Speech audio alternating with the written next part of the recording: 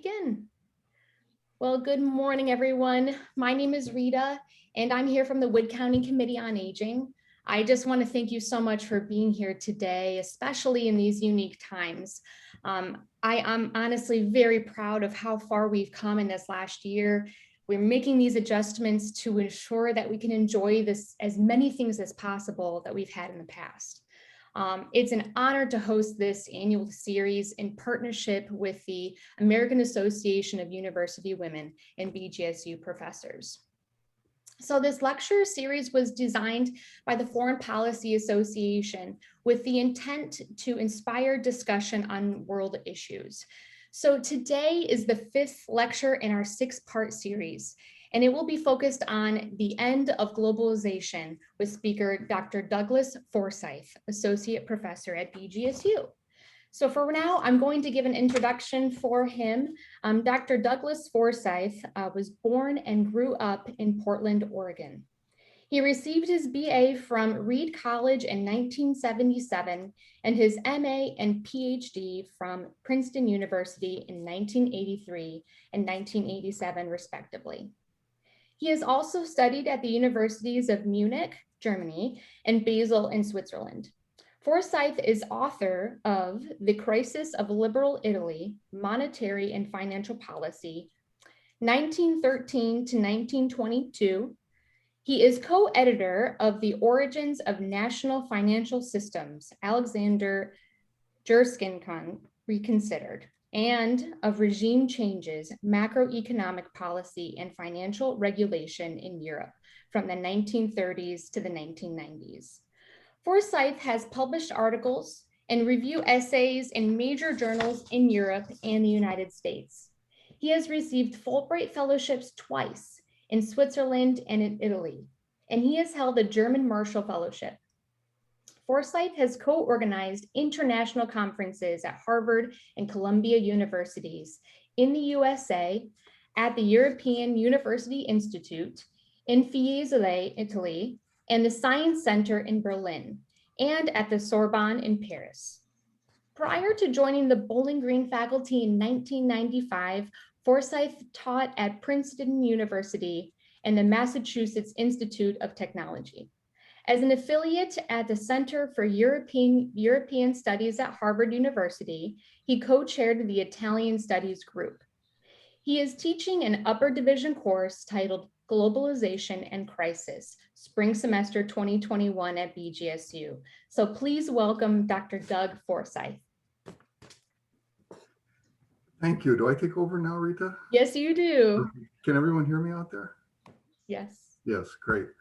Okay, well, thank you for inviting me to this series. This is the second time I've done this. I did it 2 years ago, back before the COVID epidemic, when we still had reasonably normal conditions, and we held our meeting in the Wood County Library in downtown Bowling Green.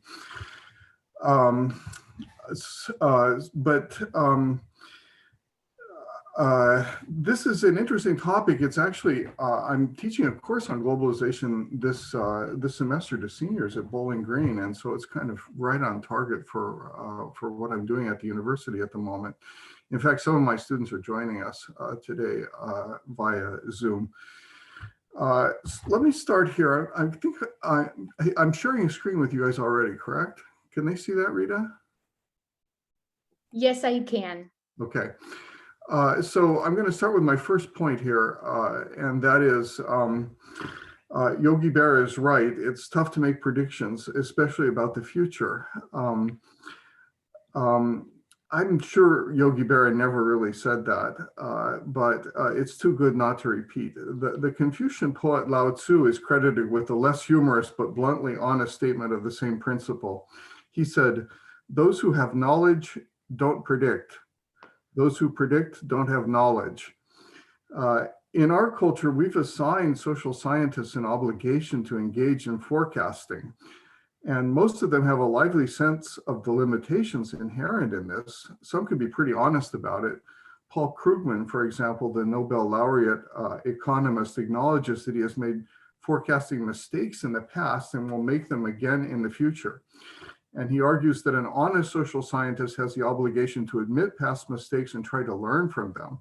What bothers him, he continues, are those who fail to acknowledge their mistakes, especially those who keep forecasting things that they've forecast in the past which haven't happened without analyzing why their past forecasts were wrong. Well, historians take a different tack. We decline, for the most part, to make predictions in the first place. We spend our time, other social scientists would say we waste our time, exploring how the decisions of historical actors have unintended consequences that often swamp the intended effects of their actions. We describe how contingencies have major effects on historical outcomes, swamping the effects of the structures that the social scientists analyze. We state up front that what happens in history is always too complicated for actors to anticipate in advance. So don't expect me to take the bait here and to tell you what the future of globalization is, just because I was asked to discuss this topic. However, the great British historian E.H. Carr also said that good historians have the future in their bones. And what he meant by that was that historians ought to work on topics that afford insights into problems of current and future importance. So that's what I'll try to do here, at least talk without making predictions, at least try to provide some historical context, right, to the current situation. Now, my second point is that Ann Kruger is right. The United States has done well in an open trade and open financial system in the past. Protectionism didn't work very well the last time around. The Smoot-Hawley tariff really was a dumb idea, right? So we've done really well in an open trade and open financial system in the past. And since the 1930s, the US government has championed a more open regime of trade and finance, starting with Cordell Hull as the Secretary of State under Franklin Roosevelt's administration. The system that came into being after World War II, with first the rise of the General Agreement on Trade and Tariffs, and then the World Trade Organization, as multilateral institutions dedicated to the restriction or the reduction of barriers to trade, and with a system of international monetary relations that was established by the Bretton Woods agreements in 1944, all of these multilateral institutions were championed by the United States, and they serve this country well. The prosperity we enjoy today developed in an environment of falling barriers to trade and growing financial openness, and we owe that prosperity in part to these background conditions. And moreover, as Kruger also points out, our last major experiment with protectionism didn't work out very well. Economic historians today don't blame the Great Depression for the most part on the Smoot-Hawley Tariff Act of 1930, but that doesn't mean they think it was more the international monetary system. It was the gold standard and the efforts of countries to keep their currencies fixed at a fixed parity to gold. But that doesn't mean that the Smoot-Hawley tariff wasn't a really dumb idea and that it didn't have disastrous effects. If you're the world's largest creditor nation and you're also running a huge export surplus, and that's what the United States was doing, right, in 1930, the last thing you want to do is to erect barriers that prevent the countries that owe you a lot of money from earning the dollars they need to pay you back. That really was idiotic, and there's no way it could have ended well. And of course, what happened was that all those countries that owed the United States money defaulted, right? They looked at the Smoot-Hawley tariff and they said, this is a fool's game, right? We're never going to be able to pay the United States back. Now today, of course, here in the United States, we are the world's largest debtor nation, and we're running a huge trade deficit.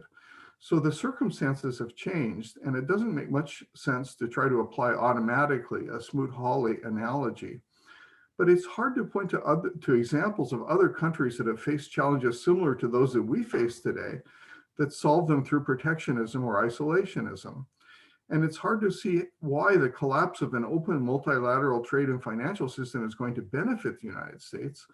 It's hard to see how it's going to restore prosperity to regions within the United States that have experienced relative economic decline over the past few decades. We're in the middle of a revolution in information and communications technologies, and American companies have a dominant position in this critical area in world markets. Think of Microsoft and Apple and Google, Facebook, Amazon. We want to blow up the system? Really? We'd at least want to think twice about that, right? This brings me to my third point here, and this is something that Kruger discusses at some length in her book, right? But which she doesn't bring up much in the little snippet that you guys have in your Great Decisions packet, and that's China. This is the biggest factor that has changed the international system over the past generation, right? The rise of China. And this is a really big deal, and it's happened with remarkable speed. In 1980, the Chinese economy was 7% the size of the US economy. That's when I was returning from Europe, right? From that Fulbright fellowship that Rita mentioned, and going back to do graduate study at Princeton. So in 1980, the Chinese economy is 7% the size of the US economy. In 2015, it was 61% of the US economy at current exchange rates. Today, the economy of China is larger than that of the United States in purchasing power parity terms, which are the right terms to use in measuring it. And it's almost certainly going to continue growing at a much faster clip than the US economy for the foreseeable future. And the reason for this is that productivity in the Chinese economy as a whole is still way behind the US level. It's always easy for our relatively backward economy to catch up to the productivity frontier easier than it is for the most advanced economy to forge ahead. If you're already at the frontier, any additional gains in productivity have to be kind of discovered, right? Invented. If you're way behind, you can just apply more efficient technologies, which somebody else has already worked out, right, to catch up. Catching up is easier than forging ahead, and that means that China grows quicker than the United States. It grows more quickly than the United States, and it will continue to do so. In 1980, China's exports were 8% in value of the exports of the United States. In 2015, they are 151% of US exports. That means that today, China's exports are 1.5 times the size of the United States' exports. China today and for the foreseeable future is the world's largest economy, and it is the world's most important trading nation. It went from almost zero to number one over the course of a single generation. And the process hasn't stopped yet. Although the rate of Chinese economic growth is slowing, and it will continue to slow as it draws nearer to the productivity level of the most advanced nations, it's still going to grow faster than our economy here. There's just no way of getting around it. You and I, all of us here on this Zoom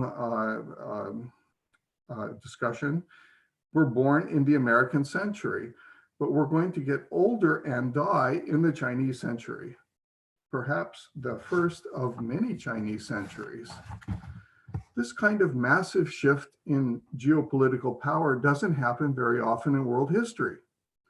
In fact, a shift this massive and this sudden has never happened before. It's true that the rise of the United States was also pretty quick. It surpassed Britain to become the world's largest economy in the second half of the 19th century. But it took a long time for both Americans and for Europeans to work out the full implications of that. Many historians, including myself, feel that one of the causes of the political, military, and economic turbulence of the era of the two world wars, which of course also included the Great Depression, was the reluctance of the United States to assume the responsibilities for stabilizing international politics and economics that came with being the dominant power.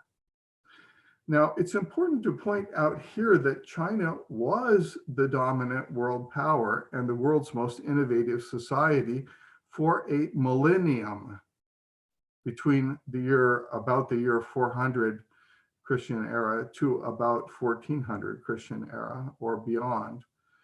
This is something they didn't teach kids back when I was in college in the early 1970s, but It's something we're teaching them now. It's something I'm teaching them now, right? In my introductory modern world course at Bowling Green. From the Chinese point of view, China is merely regaining the power and stature it once had and should never have lost during the dark ages of European and American ascendancy, right? From the Chinese point of view, dark ages, especially in the 19th and the first half of the 20th century. So this is how the world looks through Chinese eyes, and we need to get used to that because Chinese eyes are going to be significant. Was the rise of China a regrettable mistake? Should the United States have tried to block that? Well, John Mearsheimer, a political scientist at the University of Chicago, has argued precisely that, but I don't think so. China has 18.4% of the world population. Think just under a fifth of the total. The United States has 4.2% of the world population, so think a little less than a 20th, right? China 1/5, the United States 1/20th of the world population. China doesn't have to come all that close to the United States in the sophistication of its economy to surpass the United States in the absolute size of its economy, right? Given how much larger it is. Would it have been a good idea to try to keep China poor? Are the rich nations supposed to try deliberately to keep the poor nations down?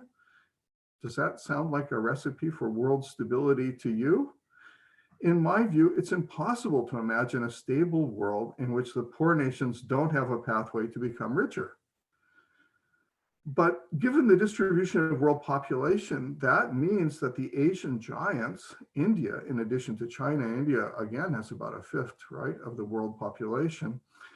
They're going to have much greater weight in the world economy, even as they approach middle income levels long before they become rich countries. It certainly seems to me that this is something we have to learn to live with and adjust to, but equally certainly it represents a major change. Now, with respect to the international trade and financial regime, excuse me, the implication is that what China wants is going to matter a good deal more in the future than it did before. That's just obvious, right? In fact, it's going to matter more than what the United States wants. China is going to be bigger, already is bigger than the United States. What it wants is going to matter, right?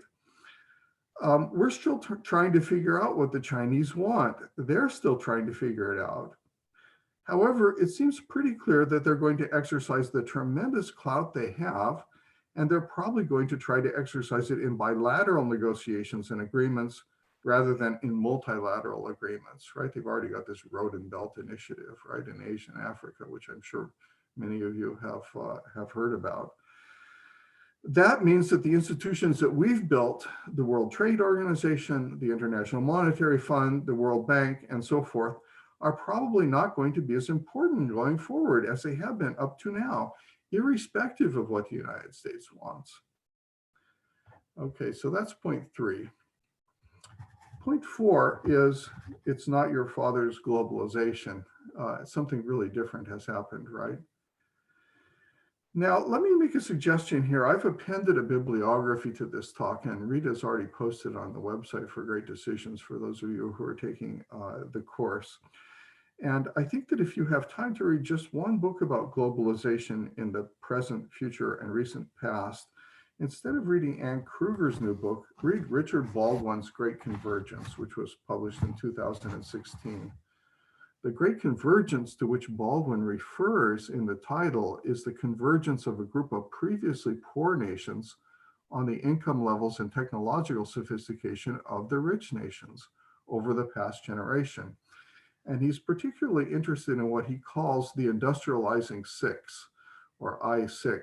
And those countries are China, of course, Korea, India, Indonesia, Thailand, and Poland. These 6 nations have industrialized remarkably quickly, he argues, and they've done so using a strategy that was unavailable to earlier generations of latecomers seeking to modernize their economies. In the old days, Baldwin tells us, an underdeveloped nation seeking to industrialize tried to climb up the ladder of development rung by rung, or more precisely, sector by sector. So you started out trying to manufacture relatively simple things. Textiles was a common beginning point. So you learned how to spin thread and weave cloth and how to cut and stitch cloth into garments. That's how Britain, the world's first industrial nation, first achieved preeminence back in the late 18th and early 19th centuries. And most of the second comers and the latecomers, that would be first, after Britain, Belgium, and Switzerland, and then the United States and France, and then Germany and Italy, and still later Japan, followed suit. We all started out with textiles, right? In the United States, we started out with textiles in New England. Once you mastered textile manufacturing, you could move on into more complex manufacturing processes, iron and steel, and eventually engineering. In the second half of the 20th century, the mark of a truly successful industrial economy was an independent car industry. Not only did you assemble cars domestically, everybody was trying to do that, but you had all the parts suppliers at home. And if you were really good, you had the car company headquarters at home with the designers and the engineers and the research and development apparatus. Baldwin tells us that Korea was the last country to go the whole route and become a headquarters nation for automobile companies.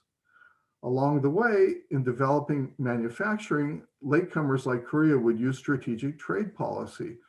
They'd use tariff and non-tariff barriers to keep foreigners out of sectors of the domestic market in which they were nurturing their national champions.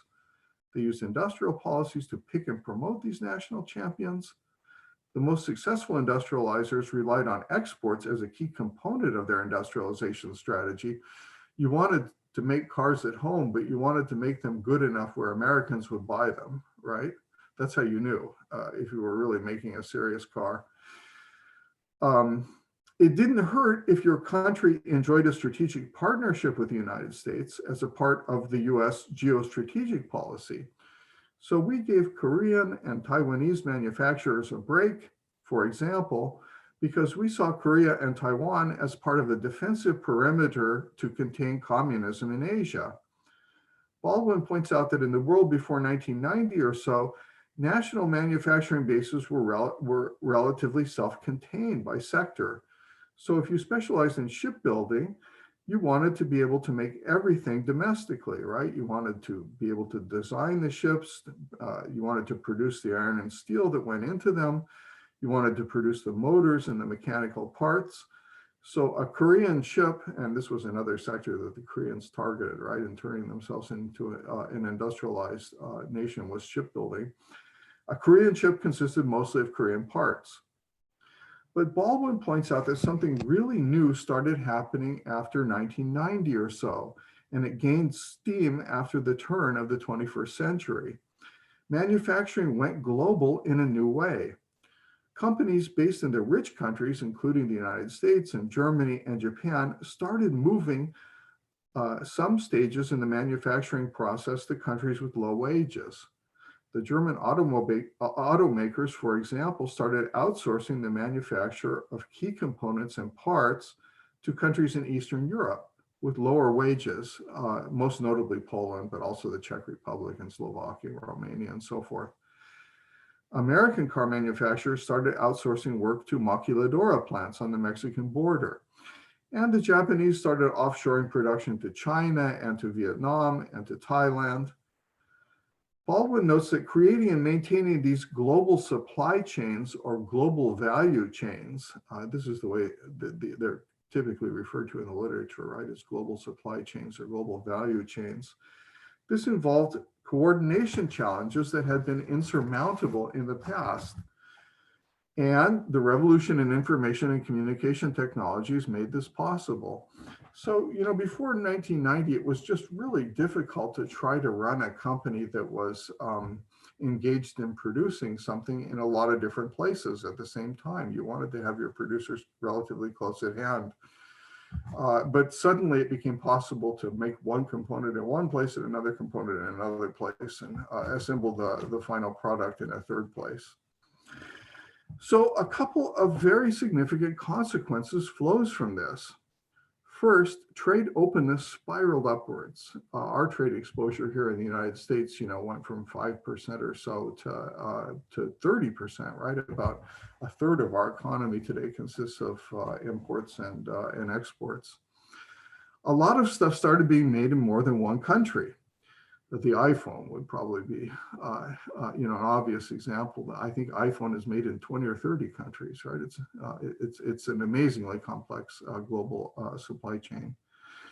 Second, it put new pressure on workers in high-wage countries, especially low and medium-skilled workers who competed with workers in lower-wage countries. So in the old days, the old days meaning like the 1980s, in the old days, an American worker might lose her job to a worker in Taiwan when an American textile producer, let's say, went bust because of Taiwanese competition. Now, an American worker for Ford or for a US-based Ford supplier might lose her job to a Mexican worker working for Ford or working for a US-based Ford supplier. When American auto companies competed with the Japanese back in the 1980s, both countries had mostly domestic supply chains. The interests of American workers were aligned with those of American managers. Today, Ford employs people in this country, in Mexico, and all over the place. Dearborn might lose if Ford moves a plant to the Mexican border, but Ford as a company might prosper. So this creates new interest cleavages and it complicates our domestic politics. Baldwin points out that this also has completely reshuffled the cards for aspiring industrial nations. The easiest way to industrialize now is to dismantle protection and make your country attractive as a manufacturing platform for multinational countries or companies. Today, the less developed countries are the most enthusiastic globalizers. Protectionist sentiment is on the rise in the rich countries. Things have kind of turned around, right? In the old days, it was the developing countries that tried to use protectionism as a tool to industrialize. And today, you don't need to start by manufacturing cotton t-shirts, right? In the old days, you had to figure out how to manufacture the simplest thing first, and then you tried to move up, right, into more sophisticated sectors. Today, what you do is you develop a reliable electrical grid, superior to that in Texas, presumably, a modern airport, a container port.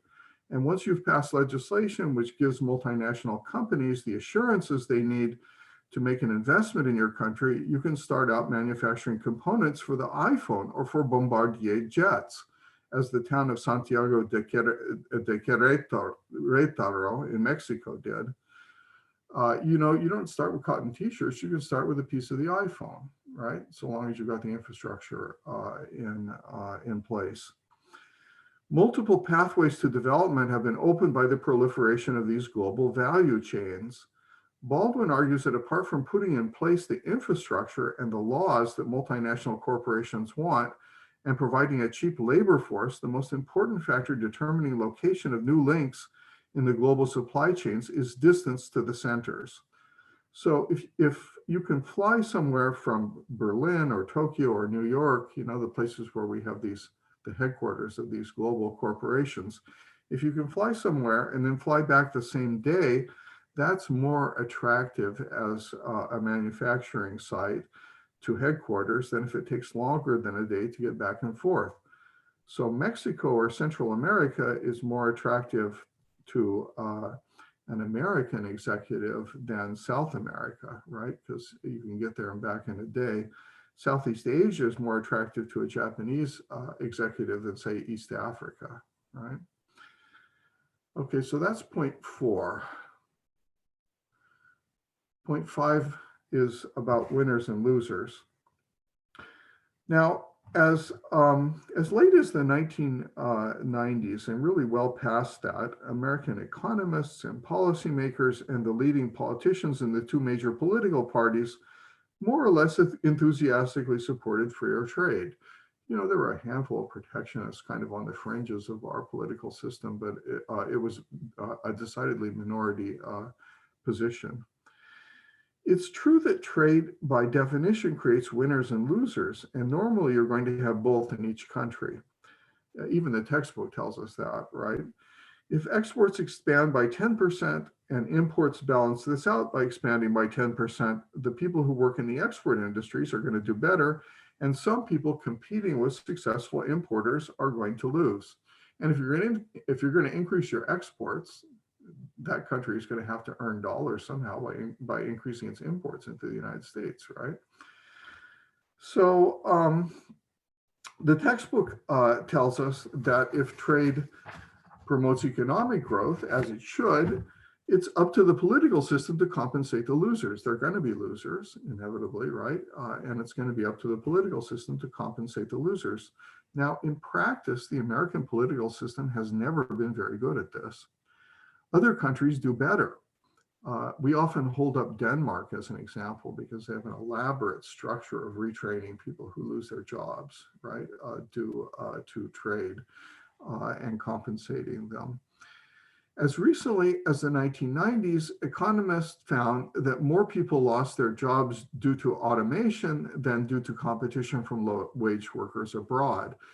So they would look at it and they would say, yeah, some people are losing their jobs to Japanese competition or, to Taiwanese competition. But the numbers don't seem to add up to a macro problem here. Job losses in certain sectors and certain regions were a problem, but not a major problem. And the experts, the trade economists would tell us that the problem with trade looked bigger than it actually was because jobs lost to automation were often blamed on competition from low-wage countries. Now, the two causes are obviously interrelated, right? If you're an American manufacturer and you face competition from producers in countries with lower wages, you can respond either by offshoring your production, you can let your American workers go and move your production to a maquiladora plant on the Mexican border, or you can automate, right? You can buy machinery and cut your workforce so that you're cutting your labor bill, or you can go out of business. So the automation, in other words, can be driven by foreign competition, just like the outsourcing. But after the turn of the millennium, job losses to low-wage countries picked up. China joined the World Trade Organization in 2001, and this was a major threshold. Three economists who work or used to work at MIT and Harvard and signed a whole bunch of papers together, right? David Autor, David Dorn, and Gordon Hanson have created a sensation with a series of studies beginning in 2013 that have demonstrated convincingly that the United States lost a significant number of jobs, especially low and medium skilled manufacturing jobs, to Chinese competition between 1990 and 2011, with a period of maximum job losses running from 2001, when China joined the WTO, to 2007. The initial seminal article in 2013 found that Chinese import competition explains 16% of the decline in US manufacturing employment between 1990 and 2000, 26% 2000 to 2007, for a total of 21% over the entire period 1990 to 2007. So these guys found that about a quarter, right, or a fifth, over a fifth of the manufacturing jobs lost between 1990 and 2007 were directly due to competition from China, from a single country, right? Obviously, manufacturing employment was declining also because of automation, right, and productivity gains. This was putting a lot of pressure on certain communities, right, in the United States. So in concrete numbers, right, this seminal article in 2013 found that 548,000 American manufacturing workers lost their jobs between 1990 and 2000 as a result of import competition from China. 982,000 workers lost their jobs between 2000 and 2007. In a subsequent study published in 2016, these three authors, joined by Darren Acemoglu and Brendan Price, found that overall, taking into account secondary effects on the economy, in addition to the initial loss of manufacturing jobs, at least 2,370,000 American jobs were lost just between 1990 and 2011. And the authors feel this is a conservative lower bounds estimate. So what you do is first you work out how many jobs were lost due to Chinese competition, right? But then there are these secondary effects, right? If a factory shuts down, American factories buy stuff from other American producers, right? And those people are suddenly lose their market, right? If the factory shuts down, they sell stuff to other businesses too. And those businesses might find themselves in difficulty if their domestic source of supply disappears. They might or might not, right? And then there's the effect on communities. If these manufacturers who are coming under pressure from the Chinese are concentrated regionally, it could be that the whole community is going to suffer, right? That the demand for services is going to suffer, right? All those restaurants and retailers and other businesses that cater to the people who worked in those manufacturing plants are going to see their revenues and their employment fall off. So there are compound add-on effects. And the argument here is that, we lost almost 2,400,000 jobs to Chinese competition, right, during those years. Now, as a quick comparative reference, consider that there were about 156 million people employed in the United States in 2016, right? So our whole jobs total is 156 million on the eve of the COVID recession. We're talking about 2.5 million jobs lost, right, to the Chinese over the first decade of the 21st century. A total of 22 million people are estimated to have lost their jobs in the current COVID recession, some of which have come back, right? About 11 million people are still unemployed. Now, it's a large number, right? It's not as dramatic a number, of course, as the number of people who've lost their jobs in the current recession, but it's a large number. Now, to make matters worse, while Chinese imports into the United States ballooned between 2000 and 2007, US exports to China barely budged. So the trade deficit ballooned, right? It's not like trade with China was creating other jobs because China was absorbing a huge new volume of American exports during this period, right?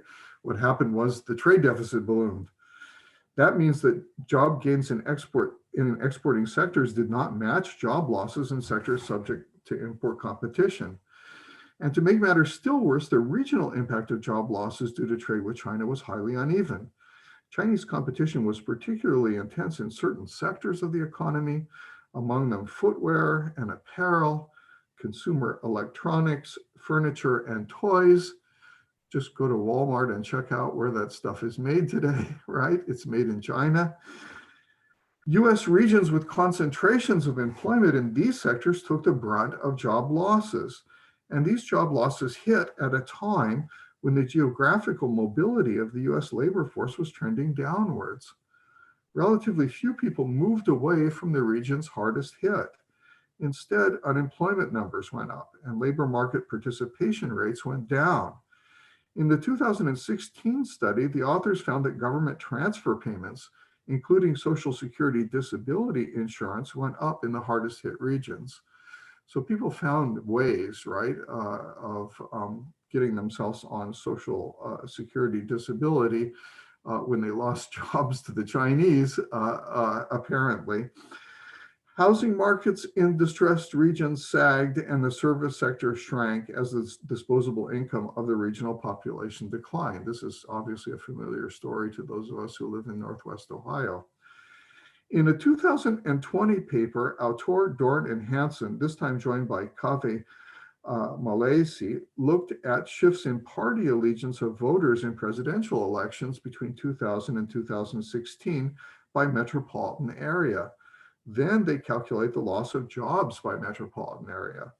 They find that job losses to Chinese competition map closely to the defection of voters from the Democratic Party to Trump. What they actually find when they look at this in a more disaggregated way, and they looked at 741 commuting zones. They divide the United States into 741 commuting zones where that form kind of job markets, right? Where people are more likely to drive from work to home within the zone than crossing the zone boundaries. So, you know, our zone is Toledo, right? Toledo, Wood County. They found that voters subject to Chinese competition in racially diverse districts shifted from supporting moderate Democrats to supporting progressive or left-wing Democrats. But those in majority white districts shifted to Trump. The shift was large enough to throw the 2016 election to Trump. So they looked and they said, how does exposure to Chinese competition affect voting patterns by district, right? And you can look and just determine, some districts are more exposed to Chinese competition than others. How did voting patterns change? And they find there is a relationship here, right? The greater the exposure to Chinese imports, the more likely people are to shift in their voting.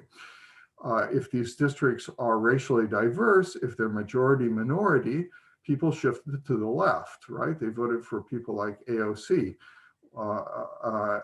If the district is predominantly white, people shifted to the right in their voting patterns. They voted for Trump. And the shift was large enough to throw the 2016 election to Trump. The authors said, look, we find, looking at the data, that if there had been no upswing in Chinese imports into the United States between 2000 and 2007, Hillary Clinton wins in 2016. Now, one thing that's interesting about this is that the trade exposure actually falls after about 2011, right? We haven't seen that spike did not continue. The huge Chinese trade surplus did not continue, right? It narrowed. And we haven't had any additional trade exposure since 2011 or so. But the pain inflicted between 2000 and 2007 has continued, right, to ripple through the political landscape. And it turns out it wasn't just the United States. It was all of the rich countries that experienced significant job losses to Chinese import competition, especially during that window from 2000 to 2007.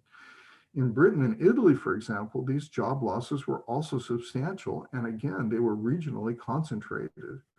In Britain, using a similar methodology to Autor, Dorn, and Hansen, Italo Colatone and Piero Stanig in 2018 found that the shift was large enough to throw the Brexit referendum in favor of leave. So what you do is you look at Britain, right? You divide it into these commuting zones again, right? They're called NUTS, N-U-T-S in Europe, the system, right, that divides countries analytically into commuting zones. And you ask yourself, which districts in Britain were exposed to competition from China, right, and experienced substantial job losses, and what political patterns emerge, right? What voting patterns emerge in those districts? And they find that districts that lost a lot of jobs to China voted more heavily in favor of leave than remain, right, in the Brexit referendum in 2016. And in fact, the difference was so substantial that they argue if we imagine a world in which there hadn't been this huge influx of Chinese imports into Britain, Remain would have won the referendum, right, in 2016. In Italy, the upswing in Chinese imports and Chinese competition with traditional Italian manufacturers fueled the growth of the anti-system League Party. So all of this illustrates that we can't afford to ignore the political consequences of the losers to international trade anymore. Now I move on to point 6 about the new economy of jobs. So I've got one more book recommendation for you here, and that's Enrico Moretti's New Geography of Jobs, which was published back in 2012. What we've seen since the turn of the millennium is a really drastic polarization in job growth.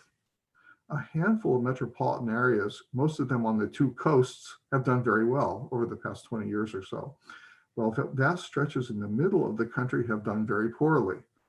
There seem to be several components to this division.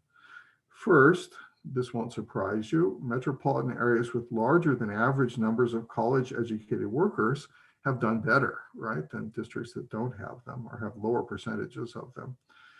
Metropolitan areas with leading research universities obviously do better. Secondly, the coasts have done comparatively well and the interior has done poorly. Thirdly, larger metropolitan areas have done better on average than smaller ones.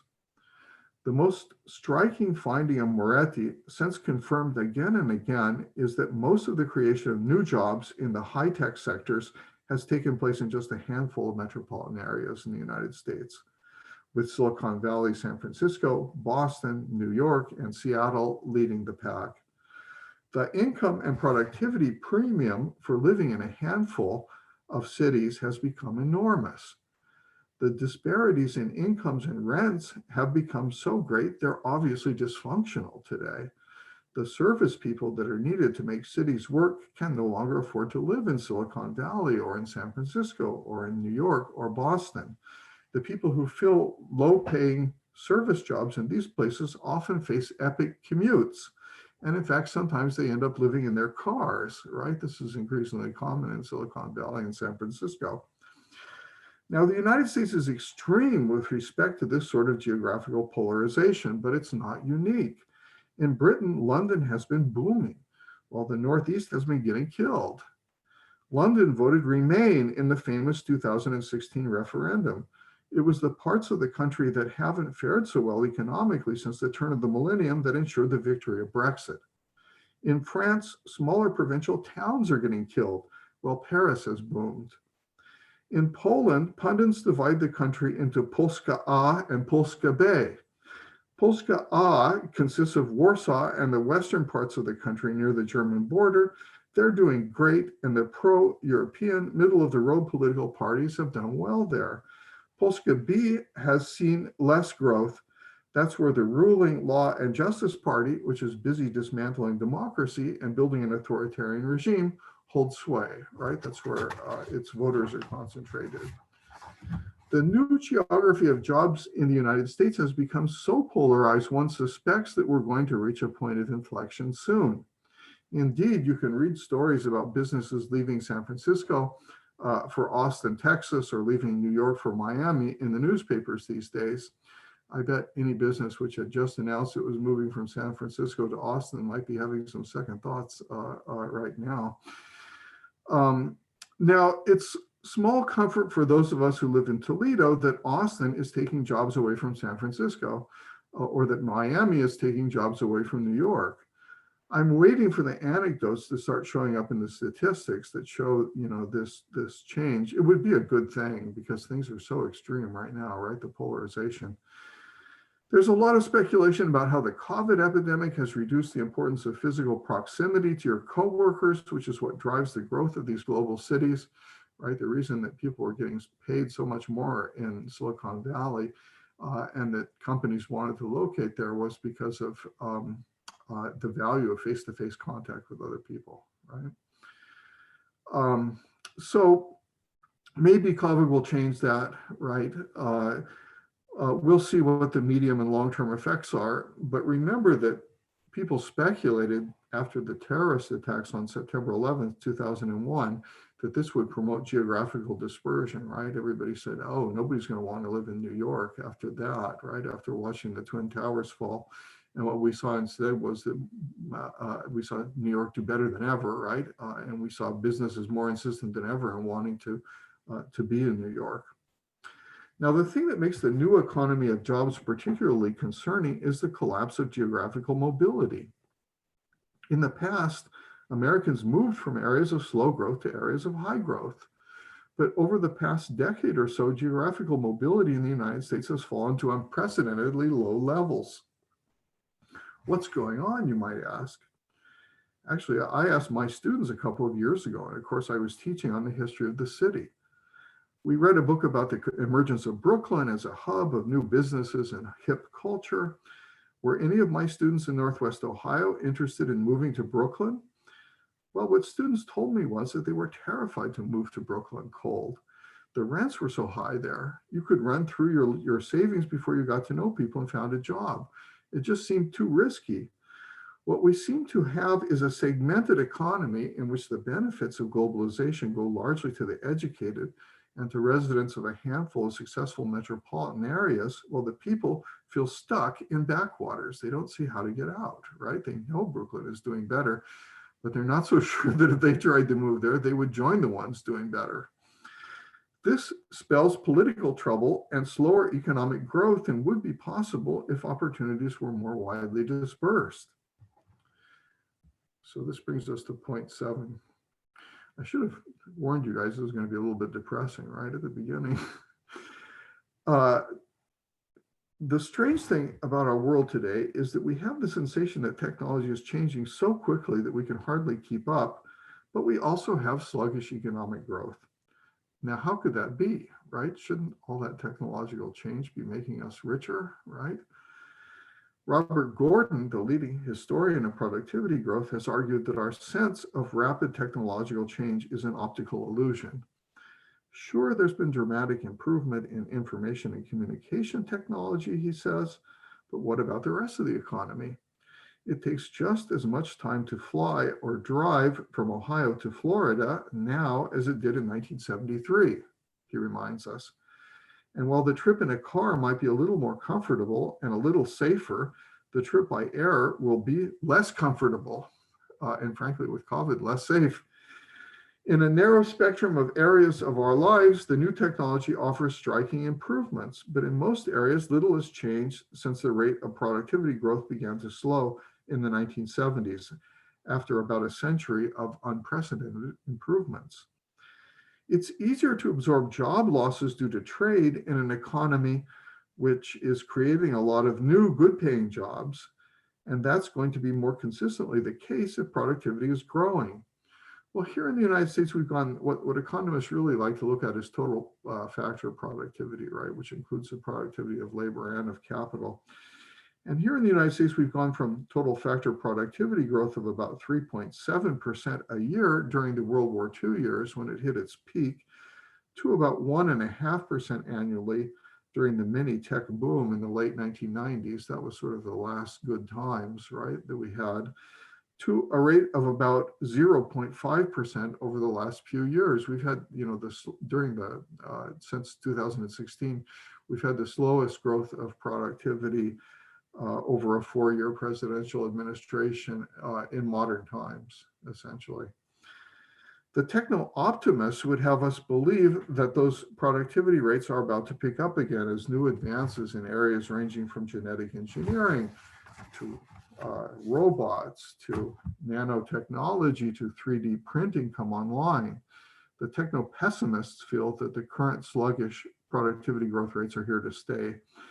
If the size of the pie isn't growing, the distributional conflicts over pieces of the existing pie will become or remain more acrimonious. So in conclusion, I think that Ann Kruger is right to be preoccupied. Rising protectionist sentiment is unmistakable. And it's hard to imagine that rising barriers to international trade are going to be beneficial to the United States.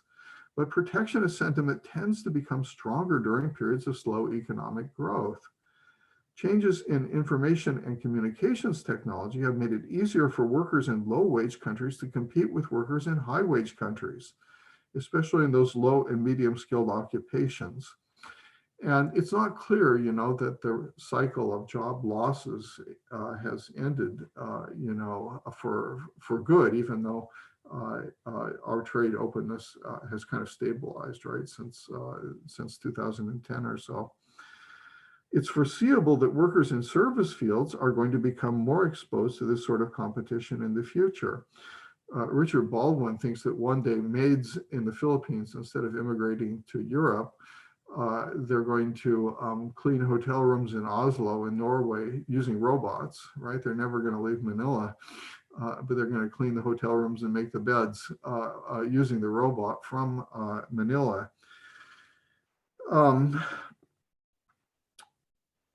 We're going to need more international cooperation in the future to solve a host of problems that we have, among them minimalizing global environmental change.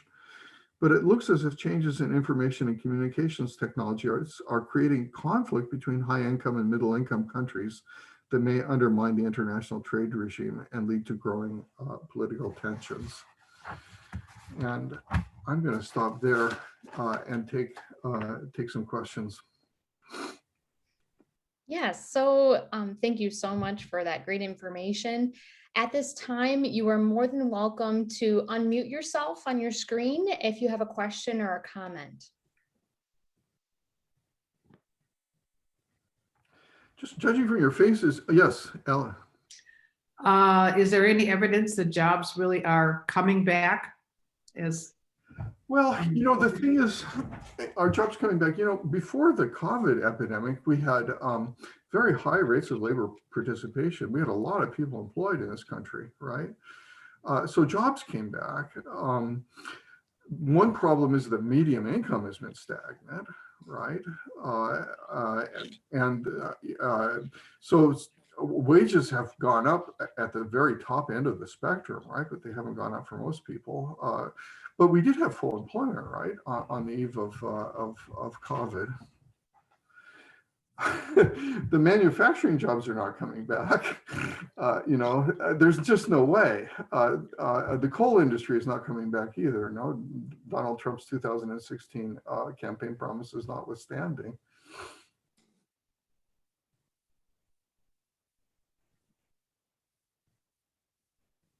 Yeah, Doug, can you hear me? Yes. Well, what do you think about the current administration, what Biden is planning to do with creating jobs, focusing on climate change issues, and compare that to what Trump did with, his tariffs? That was his way of dealing with, protectionism. Yeah. So are we on a good path? Yeah, I mean, I think that I'm certainly glad that Joe Biden won the election personally, and I think that he has a more coherent economic policy. It doesn't look like Biden is going to go back to the kind of he's not as enthusiastic about free trade as Obama was, right? 8 years ago.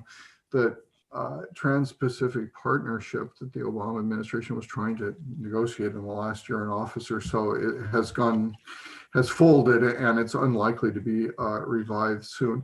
I don't have much of a problem. There's obviously there's a struggle among Biden's advisors. I don't know if there's an interesting piece in the New York Times last Sunday in the magazine about this, and it touches on many of the things that I discussed here today. I had mostly written this presentation before I read it.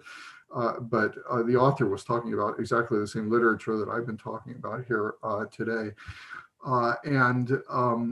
That article, suggested that there's a kind of dispute among Biden's advisors. There are some people who are really into industrial policy, and there are other people who want to take a more laissez-faire approach to the economy.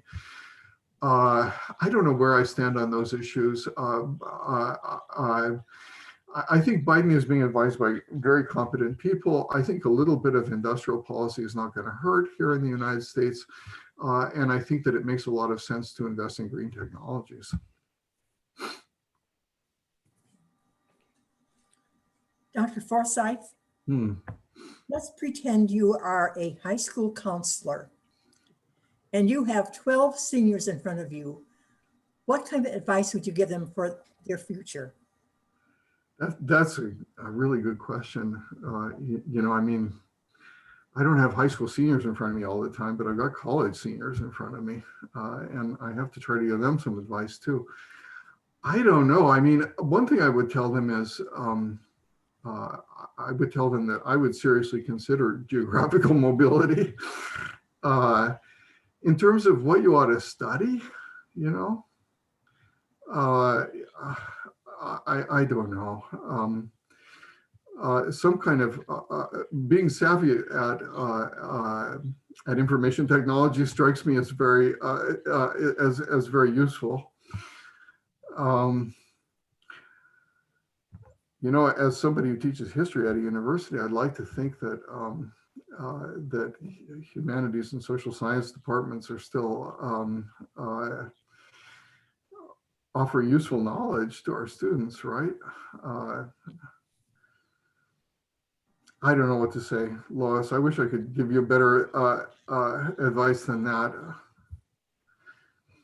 Now I'm really glad that I gave that disclaimer about not predicting the future at the beginning.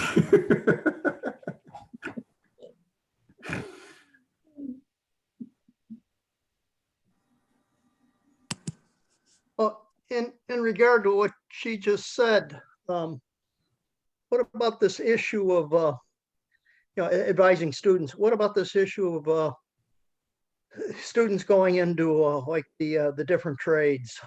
It seems to me that we got an awful focus on college education, and it's well, we do have a shortage of tradespeople, but it seems to me that it'd be kind of difficult to take away your job as a plumber or an electrician or something like that because of the trade policies. That's probably, yeah, we're probably still going to need plumbers and electricians. The kind of education that you might want to get today, if you wanted to go into being a plumber or electrician, you might need more education than you needed in the past. You're probably going to have to manage more complex systems, right? You're going to have to be a person who's a lifelong learner, I think. And I do think that, I think our manufacturing employment is going to continue to decline just because of increases in productivity. And I think that the people who are engaged in manufacturing, the nature of their jobs is going to change, right? People who have jobs in manufacturing today are often monitoring computer screens, right? They're watching a bunch of machines or robots make things. They're not making the things themselves with their hands. It's going to require a different education. Maybe the place to get that education is still going to be a community college, but the course offerings at the community college are going to have to change, right? Well, it's my understanding, we got, I live out here in Woodville, so we got that Penna, which I had one of the guys that was in our scout troop out here went into welding. He seems to be doing very good for himself, but I also understand up there in Monroe County, they've got a very excellent program for people that want to go into like manual trades. That business about lifelong learning, I think, is true of just any job. I worked as a locomotive engineer for the railroad, and I retired shortly before a lot of this onboard computerized stuff started to come into the locomotive cabs. And I'll tell you this much, 15 years that I've been retired, the industry has changed tremendously. And it's, you get back to this idea of automation. We've got these self-driving trucks out there on an experimental basis where we actually have locomotives that are basically running themselves. We're just, it seems to me, just a few steps away from total automation of these things without requiring anybody to be up in the cab of the locomotive. So yeah, automation has been taking away a lot of jobs, and you referred to the coal mining industry. It's not just the fact that we're using less coal, it's the way in which they mine the coal. Yeah. And a lot of people, I don't think are really realize that. So yeah, there's a lot of factors that play in here. Yeah, the coal industry today is in Wyoming, right? It's not in Appalachia. Well, I'll tell you what, for anybody that's interested, there's a magazine out there called Trains Magazine. They've been around for about 80 years, and they're not just aimed at rail fans, but the March issue did a large article on the Powder River Basin and what's happening. And interestingly enough, they talked specifically about Texas, and the amount of coal being mined has gone down. Of course, they're running less coal trains, but interestingly enough, the total generation of electricity in Texas has increased because of wind and solar power. So it's, I mean, I got the article, I could start citing statistics there, but I thought it was kind of interesting because for so long we were tied into this coal. And right here in Toledo, you have that Bayshore power plant, which was shut down. Of course, that plant was like 50 years old. And they've got that clean energy gas turbine operation out there in Oregon. And we on the railroad, we took a big hit here in Toledo because we were the final link in the delivery of those coal trains from the Powder River Basin to Bayshore.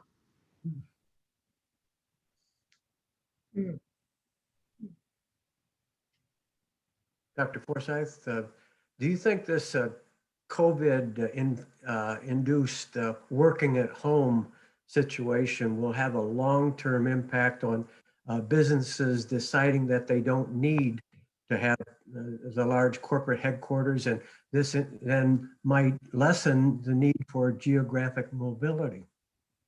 Yeah, I'm skeptical. We'll see, won't we? I don't know the answer to that, but the interesting thing is before COVID came along, it seemed like the value of face-to-face interaction was rising instead of falling, if you were in the IT sector and you had a job in Silicon Valley, your productivity as a worker was much higher than if you were in a smaller IT center, right, as in some other city in the United States, which is what was driving this concentration. And one thing that I found really interesting was that these IT firms, you would think that if anybody could handle remote communications well, it would be the IT firms, right, in Silicon Valley. But they would be flying, Facebook would be flying people in from Malaysia for conferences over the weekend, because they felt that there was so much value imparted by the face-to-face interaction with people in headquarters, right?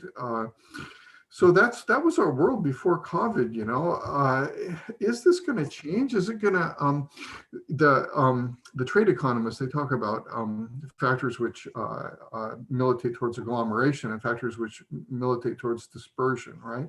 And they're always trying to figure out which forces are going to emerge as the dominant ones, the decisive ones, right? To drive decisions about locating things like jobs. COVID is obviously promoting dispersion, but one wonders for how long. And the analogy I made in the talk was the terrorist attacks on 9/11, right, in 2001. People looked at that and they thought, oh, nobody's going to want to live in cities anymore, right, because of this vulnerability to terrorism. All those people in high-tech industries are going to move to rural Colorado or something, and they're going to telecommute, right? It didn't happen, right? The premium to being in New York City or being in San Francisco only increased between 2001 and the advent of COVID in early 2020. So I'm kind of skeptical about that, but I don't know. Maybe at some point we're going to figure out IT so well that dispersion is going to seem possible. I'd rather be in the Wood County Library talking to you guys in person right now. that would be my preference in a perfect world. A question, you touched on robotics, and there's speculation that robotics are going to take over everything, and yet they're saying that that doesn't mean we're going to lose jobs. I don't see how both those things can materialize. Well, this is an interesting discussion too. The question is, increases in productivity always make jobs redundant, right? Because fewer people can accomplish the same amount of stuff as before. So what happens to jobs? What we've seen up till now is that in a market economy, always new jobs are created to replace the jobs that are lost.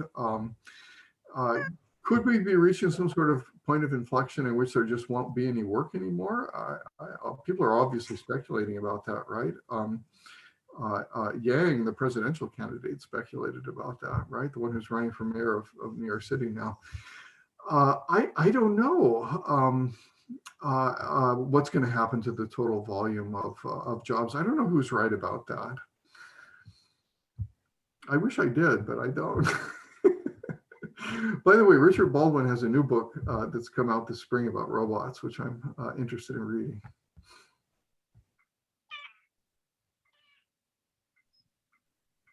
All right. Anybody else have any other follow-up questions or discussion points?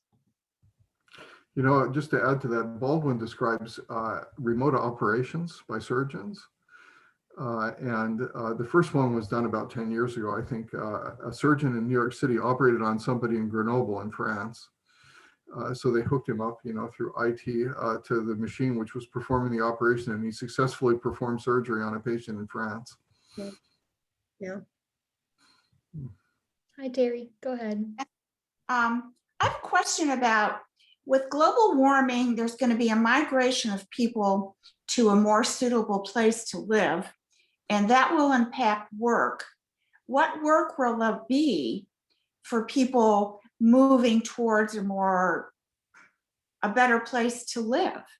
You know, and how will that, you know, you look at immigration policy, and, you know, I think the story of the United States, you know, immigrants have been pretty good workers and have been pretty self-reliant. It'll be interesting to see how this changes and how it will impact our area. There's all kinds of things you think about. Well, it's a good question. I mean, if you know, if technology is really going to mean the end of work, right, which is what Andrew Yang and other people are saying, then obviously you're not going to need migrants, right? Migrants might still want to leave Guatemala, right? They might still have compelling reasons to leave Guatemala, but we're not going to need them here if there's no more work. Up till now, that hasn't happened, right? We had a record number of people employed in this country in 2019 before the pandemic struck. But I guess it could happen. I don't know.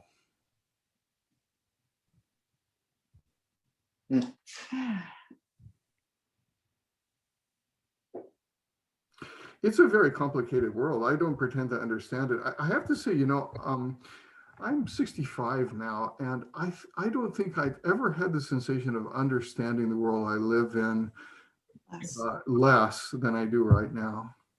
You know, the sort of the basic architecture and structure surrounding me always seem to make more sense to me than they do right now. You know, I tried to give you a coherent presentation today, but there are all kinds of question marks kind of around the sides of the basic structures and processes that I described. No. The movement also of white nationalists and Proud Boys and all those kinds of groups seem to be getting stronger, and that seems to be happening globally. That will impact everything. I think that's exactly right. If you look at the rich countries, you know, you can really see you can see a direct connection with trade, right? That's a shocking thing. It's not just in the United States, but in Britain and Italy and Poland and Germany too, for that matter, right? And Germany also has its left behind regions, right?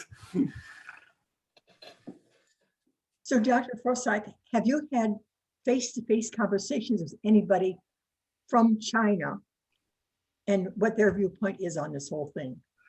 I have, but not as much recently as I would like. You know, we had Chinese graduate students in our program at Bowling Green a decade ago.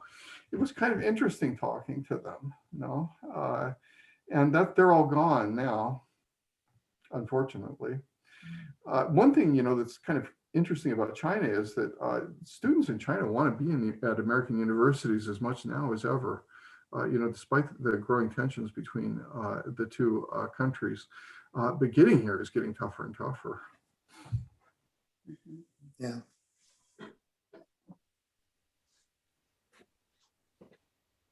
All right. Any other last minute questions? Yeah, I have one. I would like to ask the question that for the past 3 decades, we've been living in more or less a unipolar world since the demise of the Soviet Union. Now, China coming into position of being another superpower. So are we on the cusp of going back to the old days, the Cold War? Because things are going the same way. We are going to be a bipolar world again. And is that a good thing for the world in general? Question. Well, you're totally right. That's Mohammed. I know I didn't see his face, but I recognize his voice. It's for sure we're headed towards something more resembling a bipolar world here. I mean, it could get more complex than that too, right? I mean, India could emerge as a superpower too. It is emerging as a superpower. It seems to me, certainly this unipolar moment is drawing to a close. Graham Allison, in one of the books that I cite in the material that's been posted on the web, that Reed has posted on the web, Graham Allison, makes the case that the U.S.-China relationship is going to be the most important dimension to international affairs over the next generation, and how that relationship is managed. I mean, I think that's absolutely clear, and that's a good book to read, by the way, Allison's book, and he confronts the possibility of conflict, right, between the two countries, and points out that the conflict would be disastrous if it occurred. He also points out that the US and China have policy positions regarding Asia, for example, that are mutually incompatible and irreconcilable. And so negotiating an acceptable relationship is going to be challenging, right?